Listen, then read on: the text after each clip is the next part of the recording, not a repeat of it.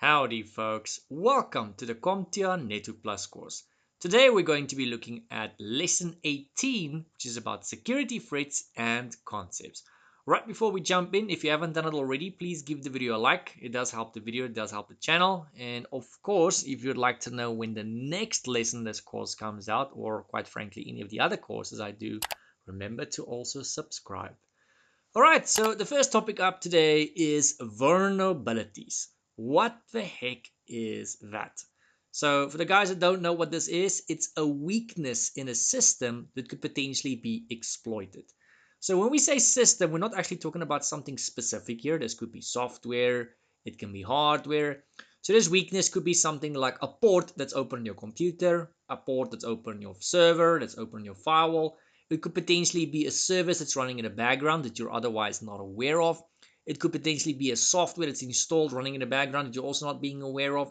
So it could basically be anything that's there that's not really being utilized, maybe something that you don't necessarily know about, and some person out there, some perpetrator can basically go and take advantage of that. It's a weakness.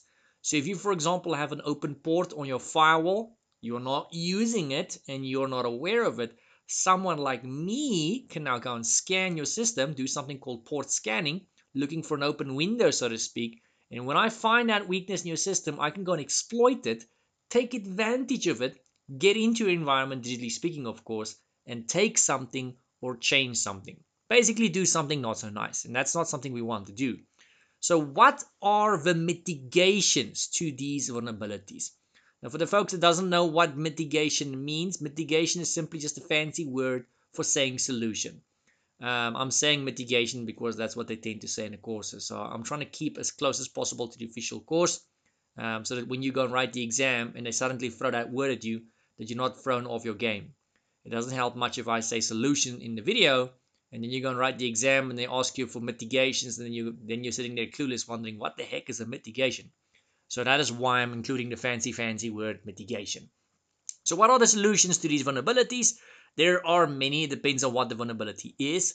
So they include, but are not limited to, things like close any open ports that you don't need to have open. So if you've got any ports open on your firewall, your computer, your service, or whatever environment you're talking about, this could even be in the cloud, close all ports that don't need to be open. So one of the ways we like to tackle this, if you're going to go, for example, implement a physical firewall in a company, the rule of thumb we normally use is we start off by blocking absolutely everything. All ports, all services, all URLs, absolutely everything gets blocked. And then using a predefined list, we will one by one go and open all the ports that needs to be open, all the services, all the URLs, and so on and so forth. So to create this predefined list obviously takes days, weeks, or even months in some cases, so which is why it takes so long to go and plan all of this. Now, something you can also go and do is obviously turn off services that don't need to run. I literally just said that. Update the operating system with the latest updates. Yes, I know it's very annoying. I mean, even I myself don't want updates because sometimes, especially these big feature updates that come through from time to time, I kind of feel like Microsoft forces them down our throat. And sometimes they'll change something cosmetically that I don't like. Sometimes they'll add something I don't like. Sometimes they'll remove something I don't like. I just generally don't like it. But if we don't get these latest updates, we're obviously at great risk because quite a lot of these are security updates or there's a security fix in there somewhere. And if you don't get that, then there's a very good chance that someone out there, some scoundrel, can take advantage of some sort of weakness, some sort of vulnerability in your system. Speaking of vulnerabilities in systems, you should also go and update your security software, which includes, but is not limited to, things like your antivirus. So you're going to go and make sure you've got the latest definitions installed on your antivirus. Make sure you've updated your firewall, your anti-spyware, your anti-adware, your anti pretty much everything. Just make sure it's all up to date. And also go and update other softwares on your device. Now, you can see there I said not limited to security software. So what is meant by this is you'll sometimes have some software on your machine, your server even in some cases, but let's just say it's your normal computer with Windows 10 or Windows 11. You'll have software on there which has got absolutely nothing to do with security. I mean, this could be something as random as Adobe Reader, which is used to open PDF documents. It's got nothing to do with security, but there might be an update for that software one day, And now here you are deciding, you know what, I'm going to skip this update because, I mean, even I'm guilty of that. It's very annoying to get these updates if it's got nothing to do with security. Now, one day is one day, but one of those updates will be something to do with security. Might be security fix, might be some sort of patch, because they just discovered some sort of vulnerability, some sort of weakness, and they're trying to patch it as quickly as possible before some weasel out there takes advantage of it and exploits that weakness. So that is why it's so important to also update your other software in your machine. And honest to God, I'm guilty of this. Even I don't always update these softwares because it's just annoying. It always wants to update at the most inconvenient of times. But unlike me, don't do like what I do. Go and update your software. It's kind of hard to tell you guys to do that when I know even I don't do that. Alright folks, and then we also get something called a zero-day exploit, also sometimes known as a zero-day attack. So potato, zero-day exploit, zero-day attack. So this can be a lot of things, but basically it comes down to some weasel out there. This could be someone sitting in his mom's basement that's got nothing better to do with his time.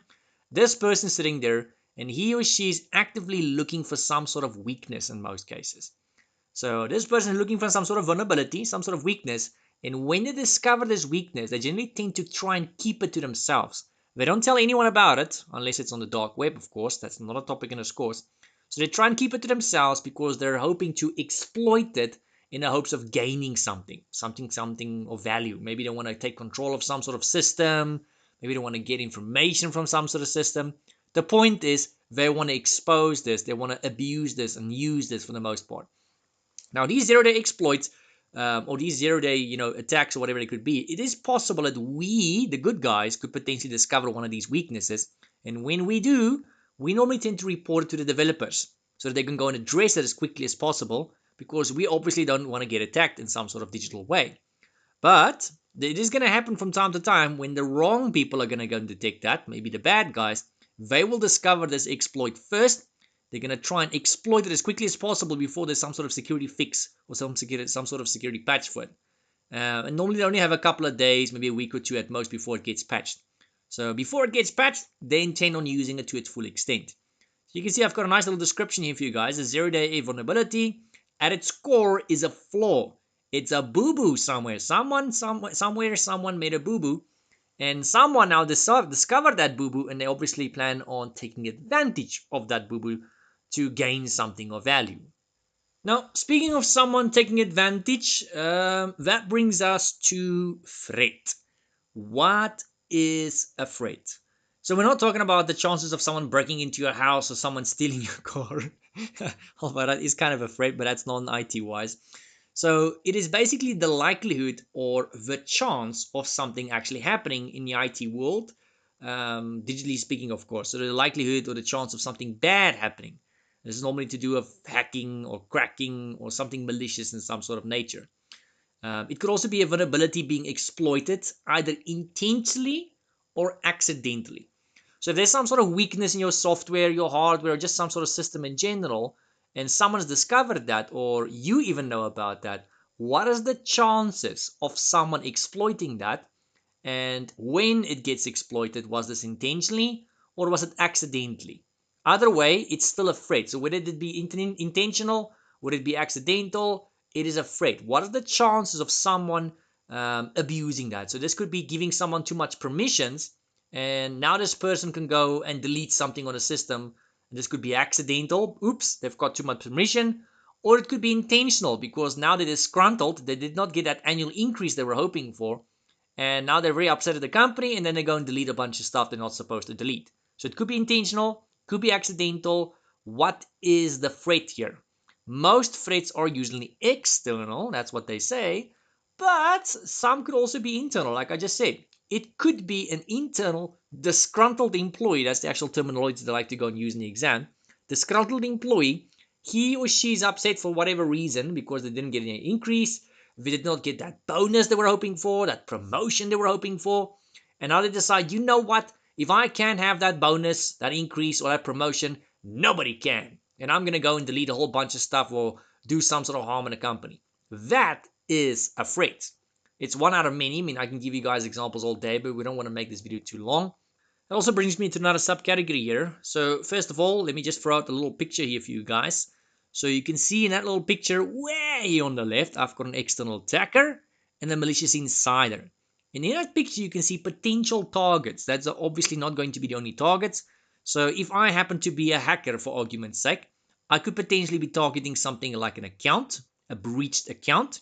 And these accounts are normally going to be IT people's accounts because they normally have some level of privilege. It could also potentially be a Smurf account.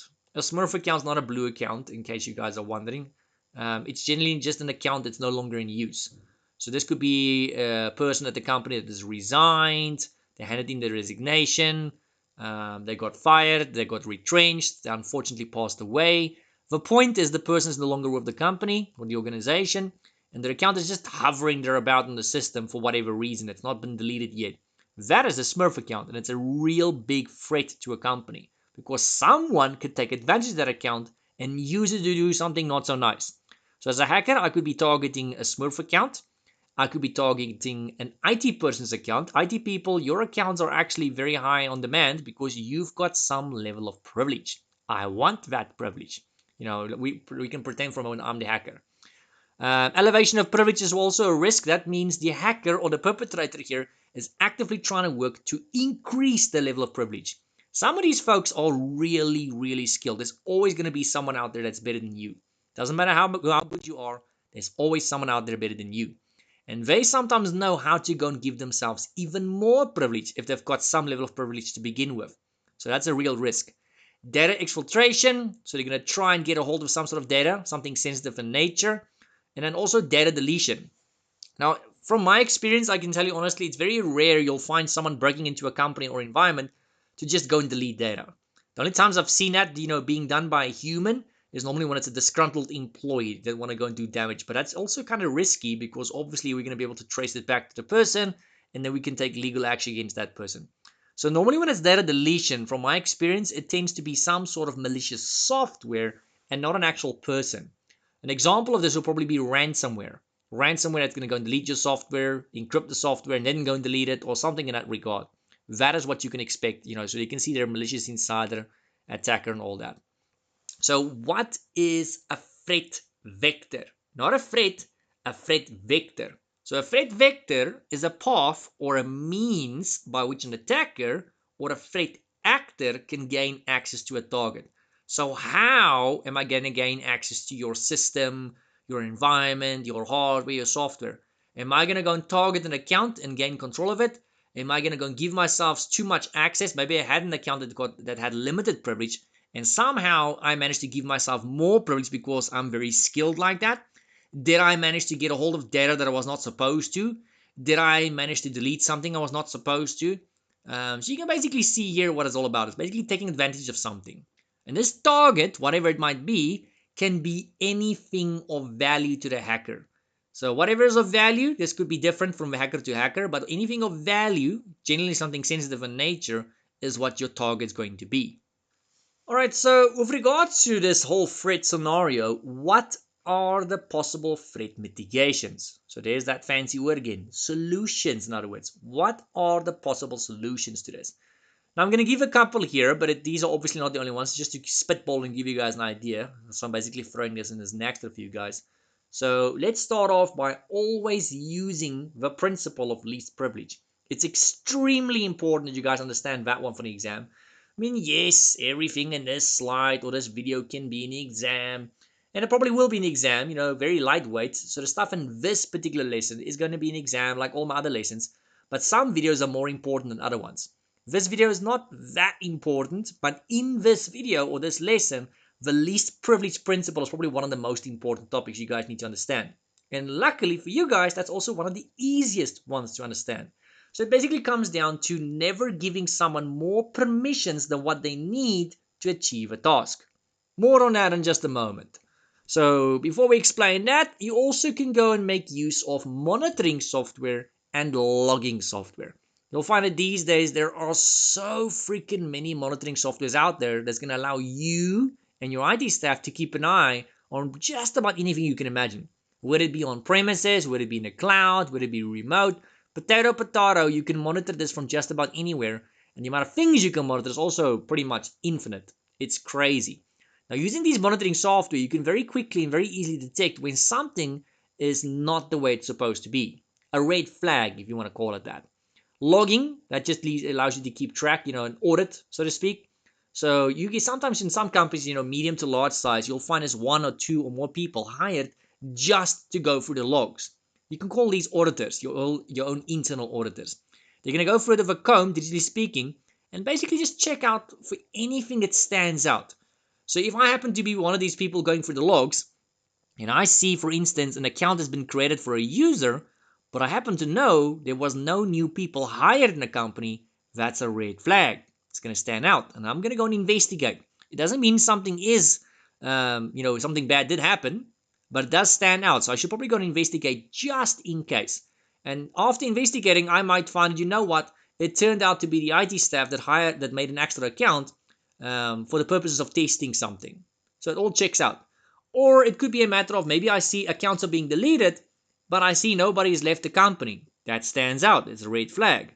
After investigating, I might find, what? These were Smurf accounts that were no longer in use, and the IT team was just doing a little housekeeping. So it could be legit. It could all check out, but you never know. What if you go and check and you find an account was created, but the IT team is not aware of it? That's an immediate red flag you should go and investigate, because that could be that some malicious users out there actively doing something not so nice. So yeah, you get dedicated people in companies that actually goes and does this. Now, speaking of least privilege, which I mentioned earlier, I told you guys I'm going to get back to this. So here we have least privilege. What is the concept of least privilege? Like I said before, giving a user only enough privilege to do what they need to do. So if you or this person needs to achieve a certain goal or do a certain task, we will only give them enough permissions / privilege to do what they need to do. Nothing more. Now, this actually includes yourself, believe it or not. It's basically going to be for multiple reasons, not just one reason. So why use the principle of least privilege? In the event of the account getting compromised, which is why I said it also applies to you. So if I am the main cheese here, the main administrator, you will find that most of the time I'm probably not going to use the main admin account. Instead, I'm going to go and create myself a normal user account or a very limited admin account, and that's the one I'm going to use to do my day-to-day tasks and whatever I normally go and do from a day-to-day term. But when I need to use that main admin account, that is the only time I will actually go and use it. Other than that, it's never going to get used. Does that mean a hacker cannot get a hold of the account? No, absolutely not. They can still get the account. They can still compromise the account. We're simply trying to limit the chances of the account being compromised. So by using it less, we're not saying that someone's not going to be able to compromise this account. We're simply saying we want to reduce the chances of the account getting compromised. We're trying to give the hackers less chances of getting a hold of this account. That's all we're trying to achieve here. Now, another reason why you want to use the principle of least privilege is not just because of your own account getting compromised or one of your users' account getting compromised. It's also in the event of a user going rogue. Yes, that's right. It could be that an account now wasn't compromised of one of your users. It could be that the user himself or herself is just going rogue. That kind of stuff does happen, and it's for the same reasons I mentioned earlier. It's normally a disgruntled employee. This person just got let go, in other words, fired, retrenched, or whatever, or they did not get something they were hoping for, like an increase, a bonus, a promotion. The point is, this person is disgruntled, they're upset, and they're now actively working to do you or the company damage. So when you give them least privilege, we're not saying they're not going to be able to do any damage. What we're saying here is we want to limit the amount of damage they can go and do. The same with your own account. So when you give yourself least privilege and your account gets compromised, we're basically limiting the amount of damage that hacker can go and do with your account. So they might still be able to get a hold of some information. They might still be able to do some level of damage, but we are doing damage control here. We're trying to limit the amount of damage he or she can do, whether this person be outside, whether this person be inside the company. Alright guys, and then next up we've got another topic called phishing. So first of all, yes, you do spell it like that. It's not a spelling or a grammar error. So if you go look it up, you'll find it actually is spelled like that. So instead of fishing for fish in a pond, a river, a lake, in the ocean, or whatever the case might be, we or this perpetrator is fishing for something sensitive, information in most cases. So what is phishing? It's basically going to come down to tricking a person or a user into giving you sensitive information. This can be done in a million different ways. So a technique a hacker uses to retrieve sensitive information. So when I say a million different ways, this could be something as simple as an email. So here's an example at the bottom. I'm going to send you an email and I'm going to pretend to be someone or something you know. This could be your bank, could be your own company, some entity that you're very familiar with, some entity you feel comfortable with. I'm going to pretend to be that entity and I'm going to ask you for something like your username and your password. This is why the banks will always tell you they will never ask you for your username and password, because you get people that do what we call phishing attacks. They will send these people that bank with that bank an email or something pretending to be the bank and say, hey, we've had this event or we had that event. Can you please just confirm your username or your password or something in that likes? And that's not going to trick the person into giving it. Now you might think to yourself that sounds stupid. Who's crazy enough to actually fall for that? You'll be surprised how many people actually fall for that. And it's not always the case of these people are illiterate or anything like that. It's just a matter of they are experts in a different field. So just like you guys are going to become experts in IT if you're not one already, these folks might be very high clued up, might even have a very high IQ, but they are experts in their own respective fields. This could be a doctor, could be a lawyer, could be a manager somewhere at some company. Someone very clued up, someone very clever, just not in IT. So I'm pretty sure that when the doctor explains something medical to you, that you're going to have no clue what he or she is talking about. I know I would have no clue what the doctor is talking about because I'm not an expert in medical. I'm an expert in technology and IT. So just like the doctor explaining something medical to you, they will have no clue what we're talking about when we explain something technical to them, like phishing. So we cannot expect that doctor to know what a phishing attack is, and we cannot expect that doctor to know that he or she should not give their username and password in his email address. That is where we come in. It is our job to protect these people. It is our job to somewhat try and educate them. I know it's going to be sometimes very difficult, but it's our job. So just like it's the doctor's job to keep you healthy, it is our job to keep the doctor safe, digitally speaking, of course. Now, as for examples, I've given you guys the example of an email. You can also get this in the shape of an SMS. It can be a message like on WhatsApp. This can be a phone call. This can be in many shapes and sizes. It's also not uncommon to see a phishing attack combined with other attacks, like a spoofing attack. That happens to be our next topic, by the way.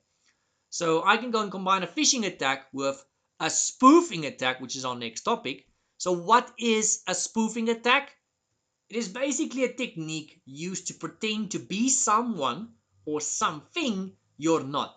Some examples of this would be to go and forge an email address, forge an IP address, forge a MAC address, forge a phone number, and the list of course goes on. Those four are just some of the most common kinds. Now, with the phishing attack I just mentioned earlier, if I send you a phishing attack pretending to be your bank and I say, hey, I'm your bank here, please give me your username and password, but at the same time, you see this email address is coming from an @gmail.com email address, that's going to look very suspicious. So even for someone that's not in IT, they might notice that, you know what, guys, there's something fishy going on here. But what if I send you an email pretending to be your bank, and not only am I pretending to be your bank, the email actually looks like it's coming from the bank. That is me spoofing or forging an email address. So it's very common to see someone spoof and phish at the same time. So I'm spoofing an email address in the hopes of phishing for something sensitive of value. We can also potentially go and forge an IP address. This is normally to gain access to something I'm not supposed to have access to, or to frame someone. I can also go and forge a MAC address. They say you cannot change your MAC address, but I disagree. You can go and change your MAC address. There's many ways to go about that. So this is a nice way to go get past certain forms of security, like a MAC filter. So someone has a MAC filter on their firewall, their switches, their access point, and it only allows certain devices to connect to it. I can go and forge the MAC address of one of those devices and potentially gain access. Easy peasy, right? I can also go and forge a phone number. This is actually one of the difficult ones, or the most trickiest ones to know when it's a phishing attack. Even if you're an IT, you might actually get caught by this. So to give you an example, I'm going to once again refer to the banks. These days, you'll find the banks tend to call people in all kinds of countries. Very commonly, you'd find that they call you from some weird number. It's a long number, much longer than the usual numbers of your country. And when they call you, they're normally trying to sell you something in most cases. Not always. Normally, it's going to be something like debt protect, life insurance, that kinds of nonsense. And the funny thing is, even though they are calling you, and even though they're trying to sell you something, they're first going to ask you, are we speaking to Mr. or Mrs. blah, blah, blah? And you're going to say, yes, I am speaking. And they're going to say, okay, please, can you confirm the last digits, or can you please confirm your social security number or your ID number, depending on what country you're in? And you're going to go and give it to them. And that's just to verify if you are the person they were hoping to call. Now, the banks really do ask for that information. And these perpetrators take advantage of that. They also call you from some weird, ungodly long number. And they ask you for the exact same questions. They ask you for the same information. Now you have no idea of knowing whether it's really the bank or whether it's not the bank. So even you as an IT person can get caught by this. So the chances of you being interested in what they're about to sell you is very unlikely. But if you feel like you might be interested, I would first say, okay, maybe ask them, what is this call about? Are you trying to sell me something? If they say yes, ask them, okay, what are you trying to sell? If they say, for example, life insurance, the chances are you're probably not going to be in the market for that. But let's say for a moment you are in the market for life insurance. Tell them, okay, cool. I happen to be in the market for life insurance, but I'm not going to give you the information you're asking for because obviously it's a security risk. Can you please give me your name and your last name and tell me in which department you're at the bank? Now you go and call the bank. Tell them you're going to call the bank and you're going to ask for them. You're going to call them back. So you go to your bank's website. Most of these banks have a website with a number you can go and call. In most cases, this number is a toll-free number. It's normally not going to cost you any money. Now, when you call that number, you ask to be transferred to that person in that department. And if you happen to get a hold of them, then you know it was legit. And you can proceed to give them the information they were asking for. If you cannot get a hold of that person, or they tell you, hey, we've got no clue who this person is, yeah, that's a red flag. And then you know you just ducked and dived a spoofing attack or, something in that regard. Now, if you are concerned about phone rates, let's say you don't want to pay for this phone call and you happen to get a hold of this person, I can guarantee you they will be willing to call you back after you tell them, hey, I just want to verify if you are who you say you are. So ask them to call you back, and I can guarantee you within a matter of 60 seconds or less, they will call you back because normally they call hundreds of people. Most people just hang up the phone. And if someone even remotely sounds interested, they're probably not necessarily going to even take this life insurance or whatever it might be. So if you tell them, hey, I'm interested, please call me back, you are considered what they call a hot lead. And you might be his or her only hot lead for that whole day. So I guarantee you, he or she will call you back in a matter of 60 seconds because you are a hot lead. So that's a potential mitigation I would suggest you go and use. It's nothing official in the course. They will not ask you that mitigation in the exam. It's simply a tip I'm giving you guys, a life lesson for you personally. You can even go and teach this tip to your friends, your family, or anyone that's not in IT. But it's a nice tip that I can give you guys to go and make use of when it comes to these phone calls. Because with phone calls, there's no real way for us to verify, even as IT people, that this person really is who they say they are. Lastly, guys, our last security threat or concept for the day, data spillage. Now, before I explain this, some of these concepts that I've explained, like spoofing and phishing and whatnot, there might be dedicated videos for them where we're going to go a little bit more detail for those, especially if I know it's going to be in the exam. So I'm just mentioning it there. So keep an eye out for those videos. If you'd like to know more about phishing or spoofing, just keep an eye out for that video. If those videos come out and you already feel like you know enough about that, obviously just skip that video and wait for the next one to come out. Now, as for data spillage, what the heck is that? It occurs when protected data is transferred to a system that doesn't provide the same level of protection as the source. So I have data on something, and now here I am transferring that data from my something to something else, but that new something doesn't have the same level of security. I'm going to thumb suck it and give you guys an example. Let's say I've got data on my laptop. It's my work laptop, and this laptop is encrypted using BitLocker because the information on my laptop is very sensitive in nature. It's trade secrets or something very, very sensitive. And now here I am copying this data to a colleague's computer, their laptop or their desktop, but they do not have encryption. That is now what you call data spillage. So I just transferred it from a machine which was secure in a certain way, and the new machine that it got transferred to is not as secure as the initial machine where it was on. It could be something else. It could be a drive.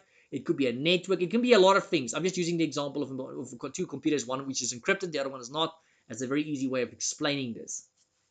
Alright folks, like usual, it's that time of the video, so if you feel like you've learned something, hell, give me a like, it really does help me in the video.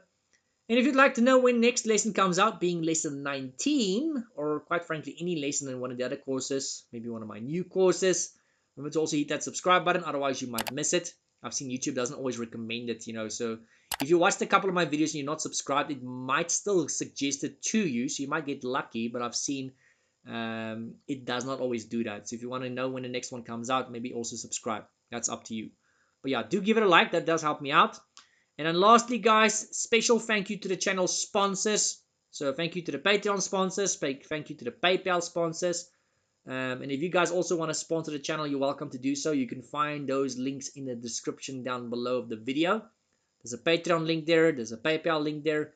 Or alternatively, hell, you could just click on the thanks button below the video. That's also another way of supporting the channel if you really feel like you want to do that. Alright guys, see you in lesson 19 of the CompTIA Network Plus course.